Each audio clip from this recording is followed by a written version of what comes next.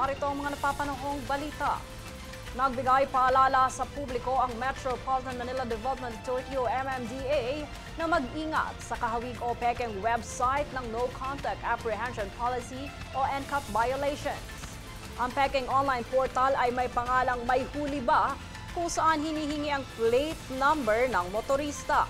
Samantala sa tunay na website ng MMDA na May Huli Ka website, bukod sa may plate number ay kasama sa mga hinihingi para sa verification details ay ang MV file number.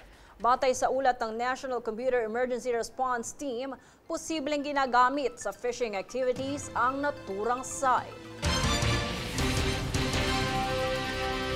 Samantala, isiniwalat ng isang akusado ang tunay na kahihinatnan ng mahigit 30 mga nawawalang sabungero. Aniya, pinatay at binaon sa isang lawa ang mga labi. Ang detalye tungayan sa ulat ni Francis Riudique. Ang matagal ng misteryo ng biglaang pagkawala ng 34 na mga sabungero ay nabuksang muli. Isiniwalat ng isang nagpakilalang testigo na isa ring akusado na patay na ang naturang mga sabungero. Pasintabi po dahil sa sensitibong mga impormasyon. Ayon sa suspect na kinilalang si alias Totoy, ibinaon ang mga labi ng mga sabungero sa Taal Lake. Bago ito ay binigti ang mga sabungero sa pamamagitan ng tie wire o alambre. Kaya naman mahihirapan umano ang mga pulis na kilalanin ang mga labi ng mga biktima. Hindi lamang umano 34 ang pinatay, kundi tinatayang 100 ang naging biktima. Ayon sa kanya, ang mga biktima ay mga nandaraya sa sugal, kaya naman itinurn over sa isang grupo para patayin. Nagpa siya umanong makipagtulungan ang suspect dahil sa mga pagbabantang natatanggap niya. Pati na rin umano ang pagbibigay hustisya sa mga naging biktima. Handa naman umanong makipagtulungan si Totoy sa investigasyon at isisiwalat niya rin umano kung sino ang mastermind. Itinuturing naman itong welcome development ng PNP at NBI. Tiniyak ng mga otoridad ang kaligtasan ng suspect. Francis Riudique, nag-uulat para sa Golden Nation Network.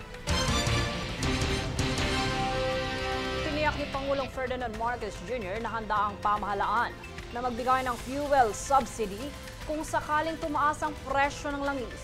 Bunsod ito ng nakakaambang epekto sa produktong petrolyo na nangyaring tensyon sa pagitan ng Israel at Iran.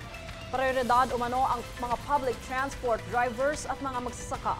2.5 billion pesos ang nakalaang pondo ng Department of Transportation para sa pamimigay ng fuel subsidy kung kakailanganin. Kami ang boses ng pagbabago. Ako si Jade Buhoy at ito ang News Force.